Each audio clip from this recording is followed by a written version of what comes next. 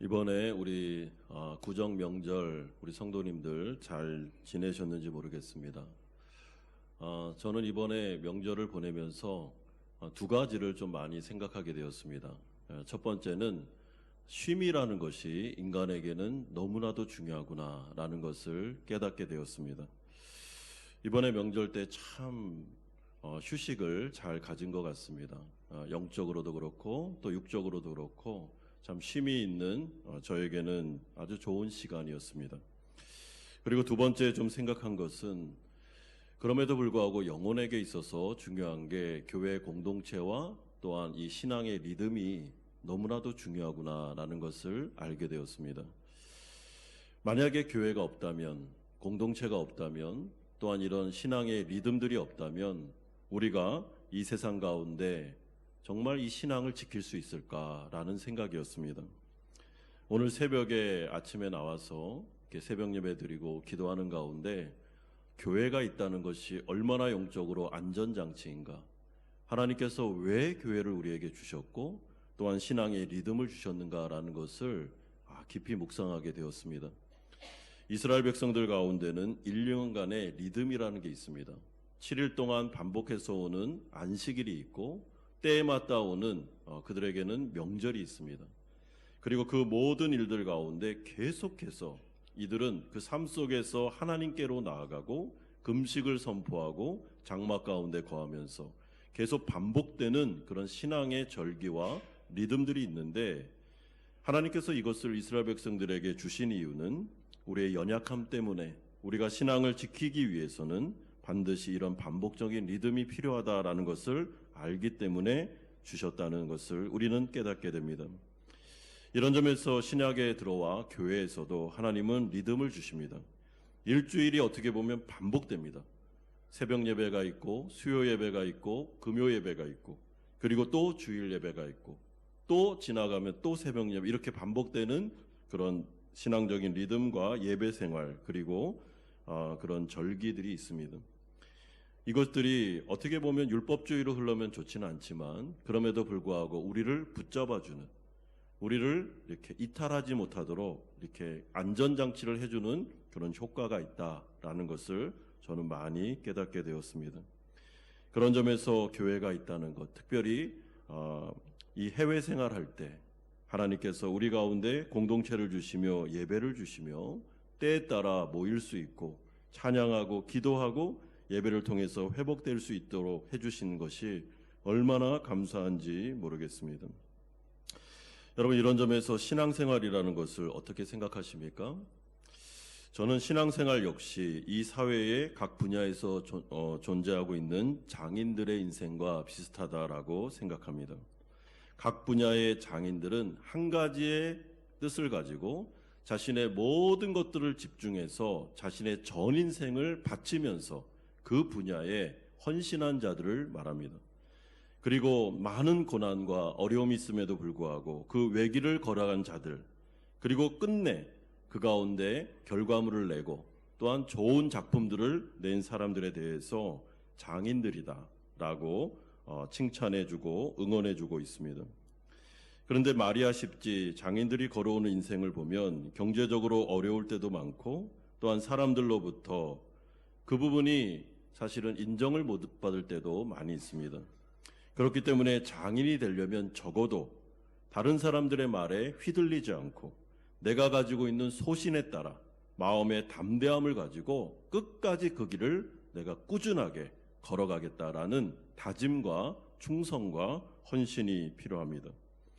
끝까지 걸어간 그 결과, 그 가운데 어떤 품질이 좋은, 전통이 좋은 그런 제품들을 만들어냈을 때 그들은 그 분야의 고수가 되는 것입니다.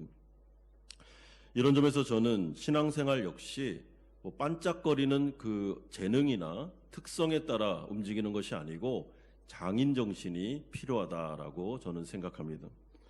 이번에 지난주 주일부터 오늘까지 저는 강해 설교를 좀 중단하고 다윗의 시편을 묵상하고 있습니다.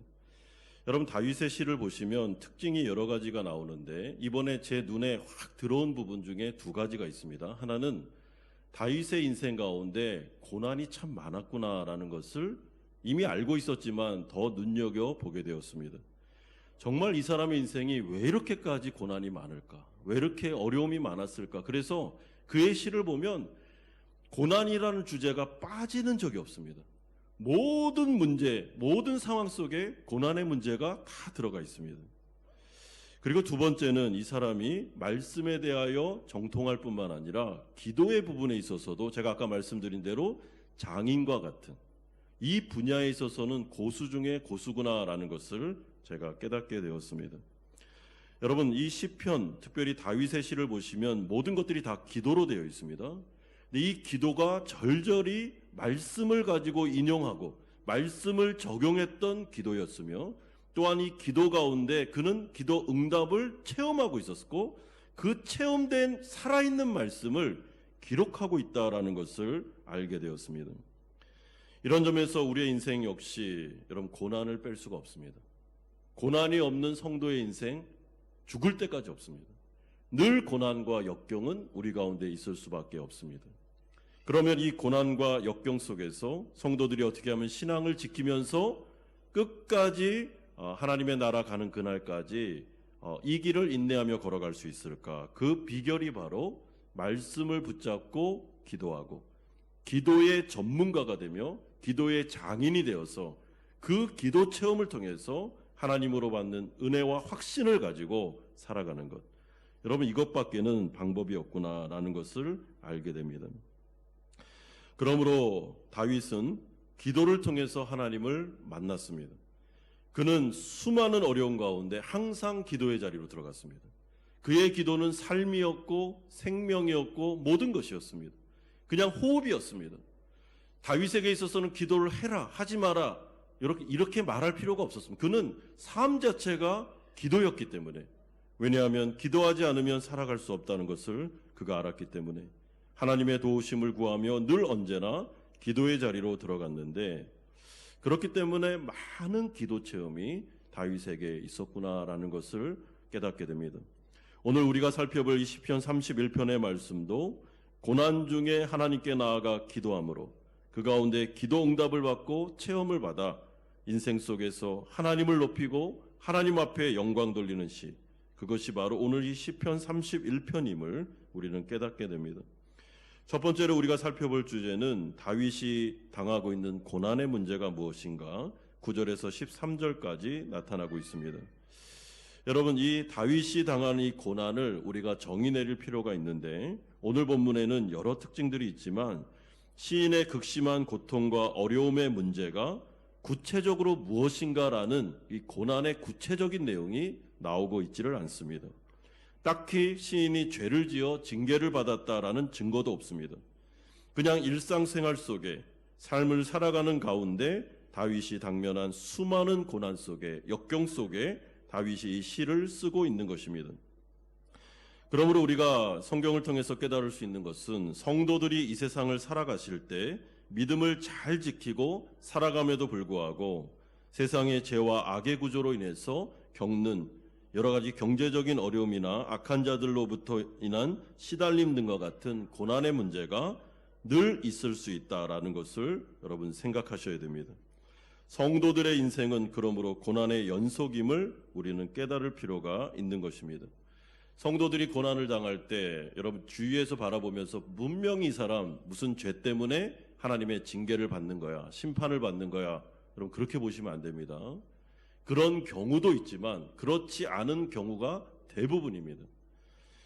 이 세상 자체가 비틀려 있고 악하기 때문에 그냥 살아감에 있어서 믿음을 가진 그 자체로 우리가 어려움을 닥할 수가 있다는 것입니다. 그래서 시인인 다윗이 현재의 삶을 9절과 10절을 통해 고백하고 있습니다.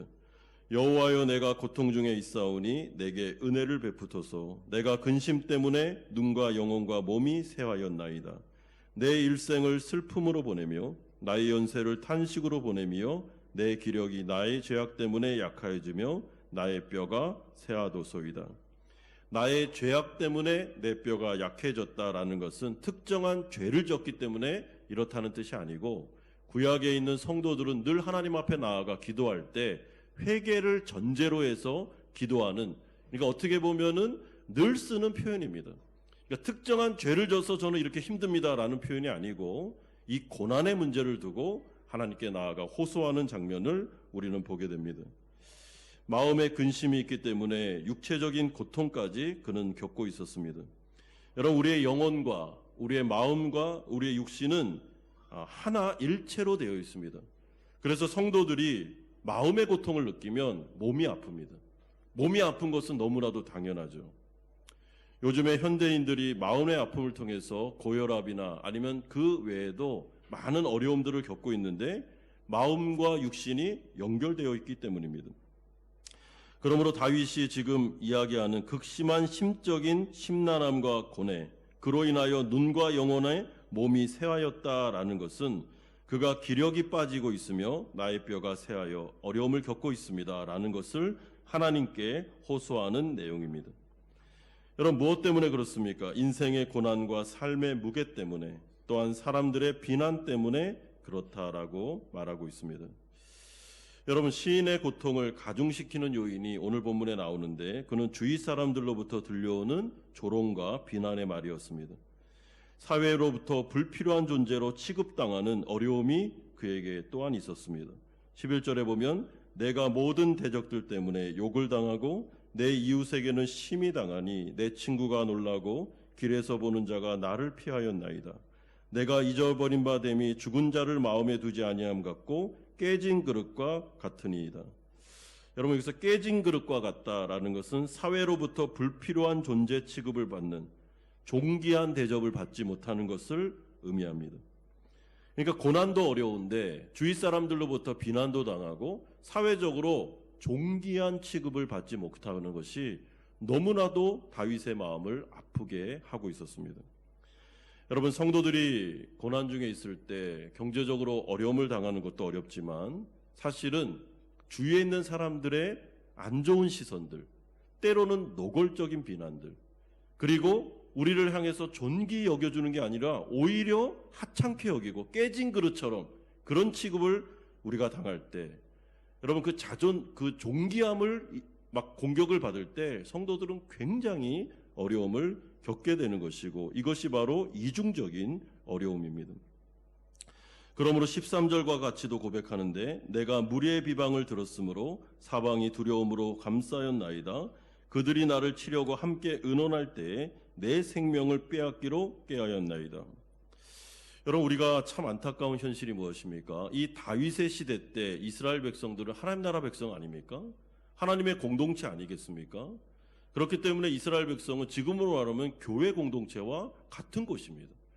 교회에서, 공동체에서 다윗과 같은 그런 믿음이 좋은 사람들이 고난을 당할 때 오히려 이들을 격려해주고 붙잡아주고 함께 중보에 기도해주는 게 건강한 공동체인데, 지금 이스라엘 백성들에게서 일어나고 있는 현상들은 타민족 이방인들도 하지 않는, 그러니까 참 신실한 사람의 고난에 동참하지 않을 뿐만 아니라 비난하고 욕하고 오히려 존귀함을 막 깎아내리면서 이런 일들이 자행되고 있었다라는 것을 다윗이 고백합니다.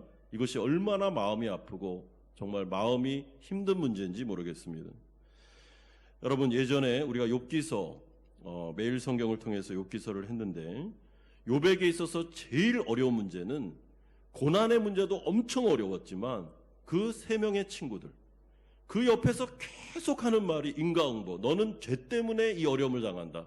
가시돋은 말뿐만 아니라 신학적인 것 다 끌고 와가지고 욥을 그렇게도 힘들게 만들었던, 여러분, 어떻게 하나님을 믿는 공동체가 이렇게 할 수 있을까 싶을 정도로 말하는 족족 독화살이 있고 이 사람을 무너뜨리게 하는 이런 모습을 보면서 참 우리가 마음이 힘든 적이 있었습니다.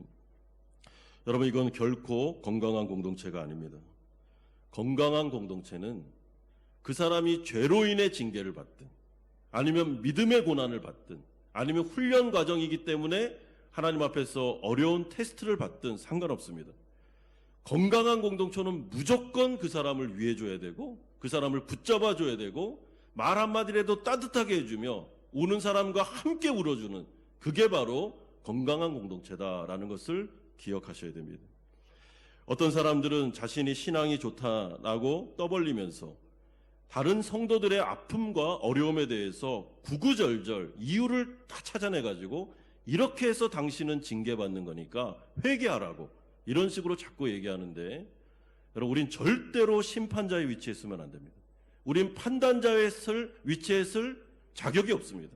우리는 늘 그와 동행하면서 함께 해주면서 기도해주고 위로해주고 격려해주고 어떻게든지 그 문제로부터 이 사람이 말씀을 통해 해결받고 일어설 수 있도록 해주는 것이 건강한 공동체다라는 것을 기억할 필요가 있습니다. 여러분, 이 세상을 살아가는 것도 힘든데 교회 공동체에 와서까지 계속해서 그런 비난과 판단받는 이야기를 듣게 된다면 성도들이 어떻게 버티면서 이 어려운 시기를 걸어갈 수 있겠습니까? 함께 해주고 함께 붙잡아주고 위로해주고 격려해주고 때로는 중보기도해주면서 그 길을 같이 걸어가주는 것, 여러분, 이것이 건강한 하나님이 원하시는 공동체임을 생각할 때 이 다윗의 이중적인 고통을 볼 때 참 마음이 안타깝다라는 생각이 듭니다. 주위에 있는 친지들과 가족들과 친구들마저, 주위에 그렇게까지 자신의 편이라고 생각했던 사람들까지 고난과 아픔이 찾아오니 다윗을 향해 손가락질하면서 네가 그러고도 하나님 믿는 사람이 맞아? 라는 시가로 이야기할 때, 여러분, 이것은 너무나도 안타까운 현실일 수밖에 없는 것입니다. 그러므로 저는 소망하기를 우리 한마음 공동체는, 우리 성도님들은 믿음이 성숙해서 정말 이렇게 다른 영혼들에 대해서 비난하거나 깎아내리거나, 안 그래도 고난 때문에 마음이 아픈데, 고난 때문에 자존감이 많이 무너져 있는데 그 아픈 상처에 막 소금을 뿌리면서 그렇게 하지 마시고 그 아픈 부분을 싸매어 주시면서 위로해 주시면서 같이 그 길을 걸어가 주시면서 어떻게든지 말 한마디라도 이분이 다시 살아날 수 있도록, 존귀함을 회복할 수 있도록, 여러분, 그런 공동체가 되기를 저는 원합니다. 그래서 당신은 정말 귀한 사람이고 이 고난을 통해서 반드시 훈련 과정을 겪은 다음에는 아름답게 멋있게 하나님의 백성으로 나오게 될 거라고, 하나님께서 전화위복을 주실 겁니다. 절대로 당신을 버리거나 낭망시키지 않을 것입니다. 하나님을 바라보고 우리 함께 이 길을 걸어갑시다. 저도 돕겠습니다. 제가 어떻게든지 기도로 도울 테니까 함께 이 길을 걸어가고 낙심하지 마십시오. 여러분, 이런 사랑의 말들이 우리에게 있기를 원합니다. 두 번째는 이 가운데 시인인 다윗이 하나님께만 간구하고 의탁하는 기도의 내용이 1절에서 6절, 14절에서 18절까지에 나오고 있습니다.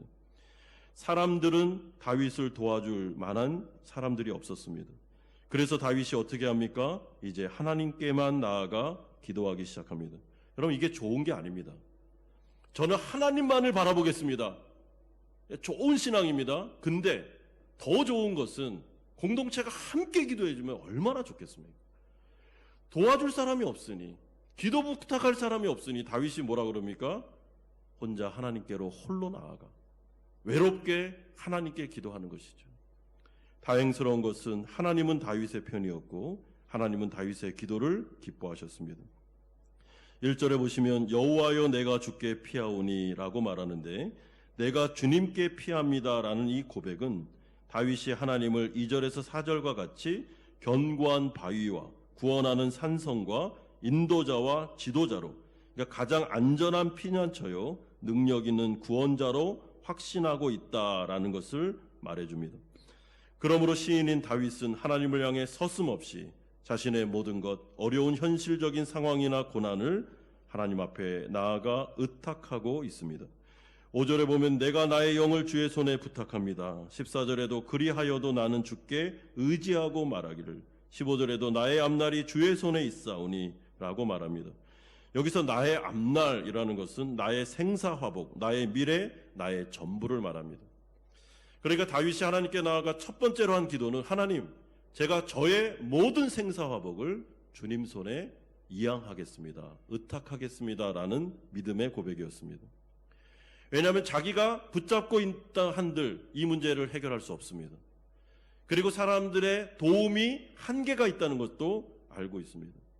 그리고 다윗은 하나님의 절대 주권을 믿는 사람입니다. 이 어려운 문제를 주님 손에 맡깁니다. 해결해 주시든지 그렇지 않든지 저는 하나님을 믿는 믿음에 있어서는 흔들리지 않습니다. 주님께서 원하시는 대로 해주시면 좋겠습니다라는 기도입니다. 그러나 이런 의탁의 기도에는 항상 소망과 기대가 담겨져 있습니다. 성도들이 하나님 앞에 자신의 문제를 의탁할 때는, 여러분, 누군가에게 우리가 문제를 맡길 때는 누구에게 맡기겠습니까? 우리가 신뢰할 수 있는 사람에게만 가장 중요한 걸 맡기겠죠. 다윗에게 있어서 자신의 인생은 정말 가장 소중한 거 아니겠습니까? 자신의 인생이니까. 그 가장 소중한 것을 신뢰할 수 있는 하나님께 맡기고 있다는 것은 하나님을 믿고 있다는 거고, 하나님의 성품에 대해서 기대하는 마음이 있기 때문에 그가 맡기는 것입니다.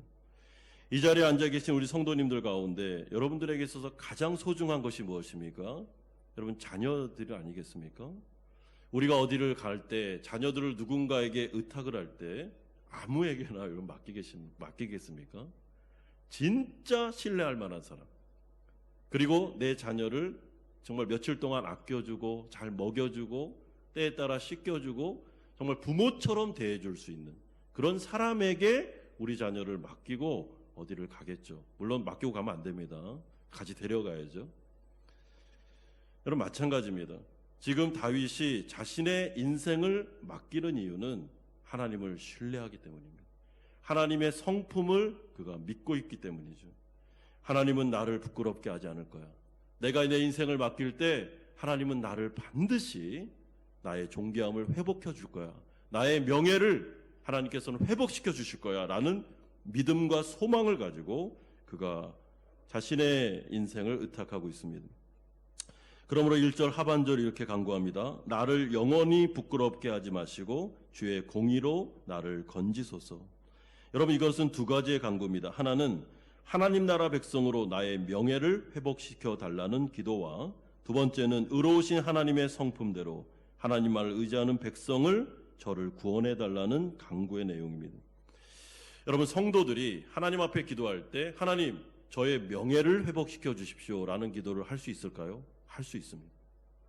하나님의 명예를 회복시키십시오.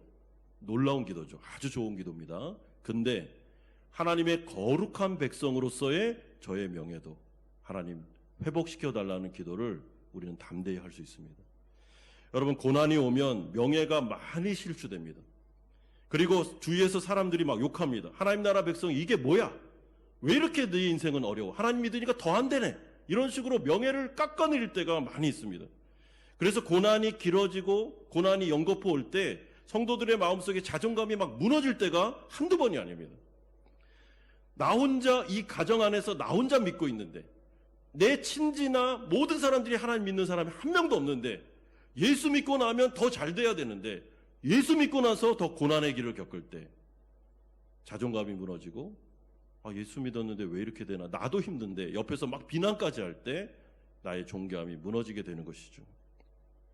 그럴 때는 우리의 문제를 하나님 손에 맡길 뿐만 아니라 여러분, 이렇게 기도하십시오. 하나님께, 하나님의 명예와 저의 명예를 걸고 하나님 반드시 구원해 주십시오. 하나님 살아계시다는 것을 믿지 않는 친지들에게 보여주시면 좋겠습니다. 제가 이 믿음으로 이 어려움을 제가 감당하겠습니다. 이 길을 저는 걸어가겠습니다. 그러나 주님, 그들의 영혼을 불쌍히 여기시사 저에게 구원의 역사를 베풀어 주십시오. 그래야 그들이 하나님을 알겠습니다 라는 기도입니다. 그런데 이 기도를 시인은 담대하게 하고 있는데 근거를 하나님께 들이대면서 기도합니다. 5절에 보면 하나님께서 자신을 속량하셨기 때문이라고 말하고, 14절에는 하나님이 바로 내 하나님이시기 때문이라고 말하며, 16절에서는 주께서 자신을 사랑하시기 때문이라고 고백하고 있습니다. 여러분, 여기서 속량하셨다라는 것은 정당한 값을 지불하고 샀다, 그래서 소유권을 가지고 계시다라는 말입니다. 그러니까 시인이 지금 고난 중에 참 어려움이 많음에도 불구하고 그가 하나님과의 관계성 안에서 계속해서 확신하고 있는 것은 나는 하나님의 소유고, 하나님은 나를 지금 기뻐하고 있으며 하나님은 지금 나를 사랑하고 있다라는 것을 그는 확신하고 있다는 것입니다. 여러분, 이것이 중요합니다. 우리 성도님들도 고난을 당할 때, 어려움이 올 때 하나님이 나를 사랑하고 있구나라는 것을 절대로, 여러분, 이 부분에 대해서 이걸 놓치면 안 됩니다. 사탄 마귀가 계속 고난 중에 하는 그 참소가 뭐냐면, 하나님은 너를 미워하신다, 하나님은 너를 싫어하기 때문에 너를 잊어버렸어, 그래서 네가 이렇게까지 어려운 거야 라고 말하는데 다 거짓말입니다. 여러분, 하나님은 절대로 자신의 예수 그리스도의 피값으로 산 자신의 백성을 속량하셨기 때문에, 값을 주고 사셨기 때문에 우리의 인생을 잊어버리지 않습니다. 하나님의 마음과 하나님의 생각 속에 여러분 우리는 늘 존재합니다. 늘 눈동자처럼 지킵니다. 하나님은 우리를 기뻐하고 계시며 사랑하십니다. 때로는 우리가 죄로 인해 넘어졌을 때는 사랑하는 아버지로서 우리의 사랑을 매를 대는 것이지, 정말 심판의 주로서 심판하는 게 아닙니다. 잘 되기를 원해서 사랑의 매를 대는 것입니다. 그러므로 예수 믿는 순간부터 우리가 영원한 나라에 영원히 들어갈 때까지 우리를 향한 하나님의 사랑은 변함이 없습니다. 이것이 바로 로마서 8장에 나오는 놀라운 하나님의 복음입니다. 시인이 지금 어렵고 주위에 있는 사람들이 자신에 대해서 막 욕을 하고, 너는 하나님을 믿는 백성인데 이게 뭐야 라는 참소와 수많은 비난과 그런 어려움 속에서도 시인이 하나님 앞에 담대하게 기도할 수 있었던 이유는 하나님에 대한 속량, 하나님에 대한 구원, 나를 향한 사랑에는 변함이 없다는 것이죠. 그 관계성을 가지고 하나님 앞에 나아가 기도하고 있습니다. 그러므로 시인의 기도는 정당한 기도가 되는 것입니다. 17절 보십시오. 여호와여, 내가 주를 불렀사오니 나를 부끄럽게 하지 마시고 악인들을 부끄럽게 하사 수월에서 잠잠하게 하소서. 교만하고 완악한 말로 무례히 의인을 치는 거짓 입술이 말 못하는 자 되게 하소서. 여러분, 얼마나 담대한 기도입니까? 나를 부끄럽게 하시면 안 됩니다. 저 악인들을 부끄럽게 하셔야 됩니다. 이것이 하나님의 공의입니다. 하나님의 살아계심입니다. 하나님 저를 사랑하고 있다는 것을 저 악인들이, 나를 조롱하는 자들이 알 수 있도록 하나님 은혜를 달라고 기도할 필요가 있습니다. 사랑하는 성도 여러분, 이 자리에 앉아 계시는 예수 믿고 구원받은 하나님의 소유, 하나님의 백성들, 왕같은 제사장들, 여러분들은 하나님 앞에서 사랑받는 자녀들입니다. 하나님께서 사랑하기로 결정하면 끝까지 가는 것입니다. 여러분, 하나님은 인간이 아닙니다. 하나님은 마음이 변하지 않습니다. 회전하는 그림자도 없는 분이십니다. 하나님께서 한번 선택하셔서 내가 이 사람을 사랑하고 그리고 끝까지 이 사람을 책임져 주겠다라고 하면 여러분 영원히 가는 것입니다. 왜 그럴까요? 예수 그리스도 독생자의 피값으로 우리를 속량하셨기 때문입니다. 그러므로 다윗의 기도를 보십시오. 그의 마음속에는 극심한 어려움과 고통이 있었지만 그럼에도 불구하고 담대한 마음, 근데 그 담대함이 어디에서 오고 있습니까? 하나님의 언약, 성경에 기록된 하나님의 약속으로부터 오고 있습니다. 여러분, 그러므로 기도하실 때 하나님 앞에 나아가 담대히 기도하실 필요가 있습니다. 때로는 하나님 앞에 겸손하게 낮아진 상태로 간구할 때도 있지만 그럼에도 불구하고 이 문제만큼은 하나님, 이건 하나님께서 들어주셔야 됩니다. 하나님께서 저의 명예를 회복시켜 주셔야 됩니다. 하나님께서 이 세상에서도 존귀하게 저를 좀 해주시면 좋겠습니다 라고 기도할 수 있다는 것입니다. 때로는 경제적으로도 하나님 좀 채워주시면 좋겠습니다. 여러분, 성도들의 기도만 그런 게 아니고 교회도 마찬가지입니다. 하나님께서 우리 교회의 명예를 좀 회복시키면 좋겠습니다. 많은 어려움과 고난이 있었습니다. 그리고 끝까지 견디면서 왔습니다. 우리 성도들의 명예를 회복시켜 주십시오. 교회의 명예를 한번 회복시켜 주시면 좋겠습니다 라는 기도가 이 다윗의 기도였으며 우리가 드릴 수 있는 기도라는 것입니다. 그런데 이런 기도 가운데 세 번째로 다윗이 기도 응답을 받으며 하나님께 찬양하는 내용이 7절에서 8절 그리고 19절에서 24절에 나오고 있습니다. 여러분, 놀라운 점은 이 다윗의 모든 시를 보시면 이 시가 전부 다 기도 체험에서 나온 시라는 것을 알게 됩니다. 그냥 푸념, 하나님 앞에 나와서 막 푸념을 하고 적은 시가 아닙니다. 여러분, 이 시를 보시면 다윗의 시에 기도가 나오고 그 다음에 확신이 나옵니다. 이게 패턴인데 그 확신이라는 부분이 나올 때 히브리어 동사가 항상 완료형입니다. 참 저는 이것이 이번에 마음속에 참 많이 와닿는데 늘 다윗은 기도 다음에 오는 확신 부분을 완료형, 이미 기도는 응답됐다는 식으로 완료형으로 쓰므로 말미암아 자신의 기도 체험을 기록하고 있습니다. 7절에 보십시오. 내가 주의 인자하심을 기뻐하며 즐거워할 것은 주께서 나의 고난을 보시고 환난 중에 있는 내 영혼을 아셨으며 8절에 나를 원수의 수중에 가두지 아니하셨고 내 발을 넓은 곳에 세우셨음이니이다. 여러분, 여기에서 이 두 구절의 시제가 모두 다 동사가 현재 완료형으로 되어 있습니다. 그리고 이것을 우리는 확신의 완료라고 해석할 수 있습니다. 다시 말해 시인은 기도하는 가운데 놀라운 확신을 경험하는 중입니다. 어떤 확신입니까? 하나님은 이미 나의 고난을 보셨고 보실 것이다, 보셨으면 좋겠다라는 뜻이 아니라 이미 보셨습니다. 그렇죠? 그리고 하나님은 환난 중에 내 영혼을 아셨습니다. 알고 계시지 않습니까? 라는 확신입니다. 여러분, 기도하는 가운데 성령께서 다윗의 마음속에 주신 마음의 확신이 무엇입니까? 하나님께서는 너의 고통을 보고 있다는 확신, 그리고 너의 영혼을 알고 있다는 확신을 주신 것입니다. 여러분, 이 부분은 수많은 언어로도 제가 설명을 드릴 수가 없는 부분인 것은 이게 체험이기 때문에 그렇습니다. 개인적인 체험. 그렇기 때문에 이 자리에 앉아 계신 우리 성도님 가운데 이 기도 체험이 있는 분들은 제가 지금 무슨 말을 하는지 아실 겁니다. 근데 체험이 없는 분들은 이 말이 무슨 말인지 잘 모르실 겁니다. 여러분, 이거는 설명으로 되는 부분이 아닙니다. 이거는 체험으로 되는 일이기 때문에 그렇습니다. 기독교는 지적인 충족도 중요하지만 암도 중요하지만 체험의 요소도 중요합니다. 여러분, 기도하는 가운데 어느 순간에 성도들이 주님이 지금 나의 고난을 보고 있구나라는 것을 느낄 때가 있습니다. 신비롭죠. 신비입니다, 이거는.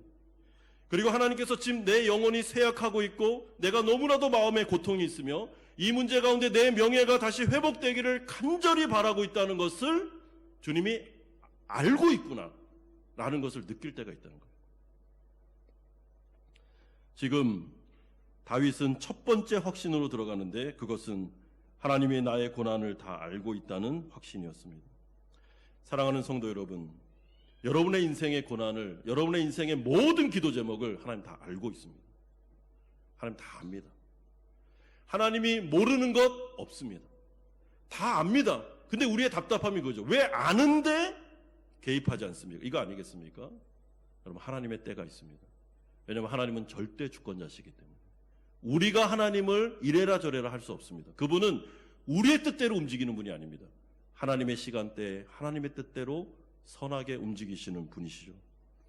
그럼에도 불구하고 사탄 마귀가 하는 것처럼 하나님은 우리의 고난을 모르고 우리를 잊어버렸으며 우리에게는 관심이 없다. 거짓말입니다. 하나님은 우리에게 지대한 관심을 가지고 계십니다. 그러므로 다윗은 두 번째 확신을 말하는데 22절에 나옵니다. 내가 놀라서 말하기를 주의 목전에서 끊어졌다 하였사오나 내가 주께 부르짖을 때에 주께서 나의 간구하는 소리를 들으셨나이다. 하나님께서 시인의 모든 문제를 잘 알고 계시기 때문에 시인의 기도를 들을 수밖에 없다라는 것이 그의 체험적인 두 번째 확신입니다. 하나님께서는 내가 지금 하는 이 모든 기도를 들으셨다라는 것이죠. 이것도 완료형입니다. 여러분, 하나님은 우리의 기도를 들으십니다.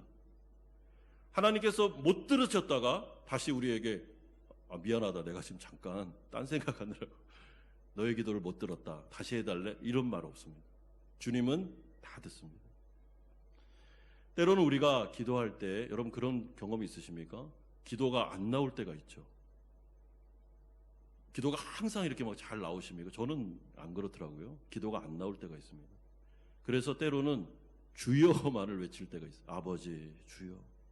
신음소리만 내는 것입니다.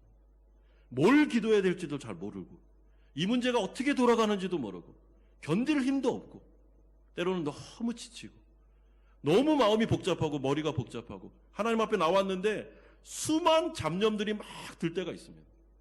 그럴 때는 그냥 주여, 아버지, 아버지 이렇게 기도할 수밖에 없는 것입니다. 그러나 하나님은 그 기도도 들으십니다. 기도는 절대로 독백이 아닙니다. 자기 암시도 아닙니다. 하나님과 나누는 영적인 대화입니다. 따라서 시인의 기도를 들으시는 하나님께서 이제 시인에게 해주시는 응답이 있는데 여러분 19절에서 20절이 너무나도 귀한 응답입니다. 너를 위하여 쌓아둔 은혜가 너무나도 많다. 그러므로 이 고난과 어려움에서 반드시 구원해 줄 거다라는 약속의 말씀이 기도 가운데 주어지고 있습니다. 19절에 보십시오. 주를 두려워하는 자를 위하여 쌓아두신 은혜, 곧 주께 피하는 자를 위하여 인생 앞에 베푸신 은혜가 어찌 그리 큰지요. 여러분, 여기서 어찌 그리 크다라는 것은 이렇게 모양이 크다라는 것을 말하는 게 아니고 숫자가 많다는 것입니다. 그러니까 주를 두려워하는 자를 위해서 쌓아두신 은혜가 얼마나 많은지, 이 은혜 창고에 이 은혜가 쌓여져 있는데 얼마나 많은지 다윗이 그것을 지금 체험하고 있는 것입니다. 그러므로 20절에 이렇게 고백합니다. 주께서 그들을 주의 은밀한 곳에 숨기사 사람의 꾀에서 벗어나게 하시고 비밀이 장막에 잠추사 말다툼에서 면하게 하시리이다. 기도 가운데 시인은 하나님의 창고에 자신과 같은 하나님 나라 백성들을 위한 은혜가 차고 넘치는 것을, 아무리 창고에서 은혜를 가져다 쓰고 또 쓰고 또 써도 고갈되지 않는, 창고가 비지 않는, 계속해서 충만히 채워지고 있는 이 은혜 창고를 발견하게 된 것입니다. 여러분, 이것이 바로 놀라운 하나님의 기도 응답의 역사죠. 여러분, 우리가 하나님 앞에서 기도하는 자리로 나아갈 때 예수 믿는 자들이 늘 경험하는 것이 그것입니다. 하나님의 은혜 창고는 고갈되지 않는다는 것이죠. 여러분, 우리가 때로는 하나님의 마음을 아프게 해드리고 또 죄를 범하고 하나님께 나아갔습니다. 면목이 없습니다. 하나님 앞에서 기도할 면목이 없어요. 그런데 기도하는 가운데, 말씀 듣는 가운데, 예배 드리는 가운데 또 경험하고 또 경험하고 또 경험하는 게 무엇입니까? 은혜가 또 부어진다는 거예요. 그래서 사도 바울은 은혜 위에 은혜로라, 은혜가 차고 넘친다라는 이야기를 해주고 있는 것입니다. 하나님의 은혜는 깊고도 넓고도 너무나도 엄청나기 때문에, 그 은혜 파도를 알기 때문에 사도 바울이 자신과 같은 죄인 중의 괴수도 이 길을 걸어갈 수 있다고 고백했던 것처럼 지금 다윗은 똑같은 은혜를 경험하고 있는 것입니다. 기도하는 가운데 너무나도 마음이 낙심돼서, 기도하는 가운데 너무나도 힘이 들어서 기도가 안 될 때 하나님의 은혜가 갑자기 임하기 시작합니다. 그의 생각을 바꾸고 그의 마음을 바꾸면서 그의 마음을 위로하기 시작합니다. 기도하는 가운데 이 사람이 변화되고 있습니다. 기도하는 가운데 위로받고 있는 은혜가 나타나는 것입니다. 내가 이렇게까지 하나님의 마음을 아프게 해드렸는데, 내가 이렇게까지 못 살았는데 하나님이 또 은혜를 주실까? 당연히 은혜를 주십니다. 은혜가 또 부어집니다. 여러분, 예배를 우리가 평생 죽을 때까지 몇 번 드리겠습니까? 여러분, 그 모든 예배 가운데 하나님의 은혜가 계속 임할까요? 계속 임합니다. 고갈되지 않습니다. 여러분, 저는 한번 생각해 봤습니다. 여러분들 혹시 생각해 보셨는지 모르겠는데, 죄인된 우리가 만약에 구원을 받는다라고 생각하실 때 우리가 우리 자신을 알지 않습니까? 우리가 어떻게 구원받을 수 있을까요? 은혜가 아니면 답이 없습니다. 만약에 하나님께서 정해뒀어요. 100번까지는 용서한다. 101번부터는 용서가 없어. 너는 그러면 그때부터는 끝이야. 그러면 우리는 다 구원 못 받습니다. 100번이 뭡니까? 10,000번, 수만 번 죄를 짓는데요. 우리가 아이들에게 은혜를 베풀 때도요, 너 딱 10번까지야. 10번 지나면 그때부터는 국물도 없어. 이러시면 안 됩니다. 그러면 애들이 어디로 갑니까? 제가 그랬습니다. 제가 너무 마음이 아파요. 지금 생각해보면 용서해주고 또 용서해주고 또 용서해줘야죠. 안 그러면 이 아이가 어디로 가겠습니까? 하나님께서 우리에게 하시는 말씀이 무엇입니까? 너 이렇게 안 하면 100번, 1000번 거기까지는 내가 용서해 줄 수 있는데 그 다음부터는 국물도 없어. 그렇게 말씀하지 않습니다. 하나님의 은혜의 창고는 70번씩 7번이라도 77은 49가 아니라 영원히 하나님의 은혜의 바다 속에서 너희는 살아갈 것이며 은혜가 왕노릇할 것이니까 하나님께 나올 때는 면목이 없다 할지라도 그 은혜를 바라보면서 오라는 것이죠. 내가 하나님 앞에 잘했느냐를 따지지 말고, 여러분, 우리는 늘 넘어질 수밖에 없지 않습니까? 예수 그리스도의 십자가만을 바라보고 은혜를 바라보고 나오면 또 언제 그랬냐는 듯이 하나님의 은혜가 또 임합니다. 그렇기 때문에 우리가 신앙생활하는 것은 감사와 찬양밖에는 없는 것입니다. 하나님 앞에 나와 또 감사하고 또 찬양하고, 하나님 어떻게 또 은혜를 주십니까? 하나님 또 은혜를 주십니까? 은혜로 살아가는 것을 다윗이 경험하고 있습니다. 그러므로 그는 찬양하고 모든 성도들에게 이렇게 권면합니다. 23절에 너희 모든 성도들아 여호와를 사랑하라. 여호와께서 진실한 자를 보호하시고 교만하게 행하는 자에게 엄중히 갚으시느니라. 24절에 여호와를 바라는 너희들아 강하고 담대하라. 여러분, 여기서 여호와를 사랑하라라는 것은 여호와를 의지하며 믿고 순종하고 그분만을 신뢰하라라는 뜻을 포함하고, 강하고 담대하라라는 말은 용기를 내어 마음을 강하게 하고 흔들리지 말고 믿음을 가지고 하나님께 나아가라라는 의미입니다. 다윗이 지금 이것을 수만 번 경험했기 때문에 자신이 경험한 말을 시를 통해서 우리에게 알려주는 것입니다. 강하고 담대하게 나아가라는 것입니다. 하나님의 속량받은 백성들은 하나님 앞에 나아갈 때 쭈뼛쭈뼛 이렇게 하지 말고 강하고 담대하게 내 자신의 의로움을 의지하는 것이 아니라 주 예수 그리스도의 의를 붙잡고 강하고 담대하게 하나님의 보좌 앞으로 나아가라. 언제든지 하나님 앞에 나아가라. 그럼 그 가운데 하나님의 은혜 창고에서 말할 수 없는 은혜가 부어지면서 또다시 위로받고 회복되고, 또한 우리의 명예를 다시 한번 회복 주시는 하나님의 은혜를 체험하게 될 것이다 라고 우리에게 권면하고 있습니다. 사랑하는 성도 여러분, 오늘 이 자리에, 예배 자리에 나오셨는데 여러분들의 마음이 어떠십니까? 때로는 심란하고 복잡하고, 때로는 너무 휴식을 많이 해서 영적인 감각이 다 떨어지고, 때로는 하나님의 마음을 아프게 해드리고 그러지는 않았습니까? 괜찮습니다. 여러분, 강하고 담대하십시오. 그 강하고 담대한 것은 우리의 의에 달린 문제가 아니라 예수 그리스도의 십자가 복음을 의지해서 주님께 자녀로서 나아가십시오. 나아가서 기도할 때는 우리의 기도를 다 드릴 수 있습니다. 그때 하나님께서 우리에게 확신을 주시는데, 하나님은 나의 고난을 보고 계시고 나를 아시며, 또한 이 나의 고난 속에 하나님 나의 명예를 회복시켜 주실 것이다. 하나님은 반드시 그의 성품에 따라 나에게 선을 베풀어 주실 것이다. 그렇기 때문에 하나님 앞에 모든 인생을 의탁하고 나아갈 때 하나님의 은혜와 기도 체험을 하게 될 것임을 우리에게 약속해 주고 있습니다. 여러분들에게 귀한 하나님의 은혜의 창고가 있음을 기억하면서 인생을 살아가시면서 절대로 낙심하거나 사탄의 그런 참소의 말을 들으지 마시고 복음 안에 있는 하나님의 은혜를 생각하시면서 늘 언제나 하나님 앞에 담대히 나아가서 기도 응답을 받으시고 인생 가운데 하나님을 체험하시는 우리 성도님들 되시기를 주 예수 그리스도의 이름으로 축원드립니다.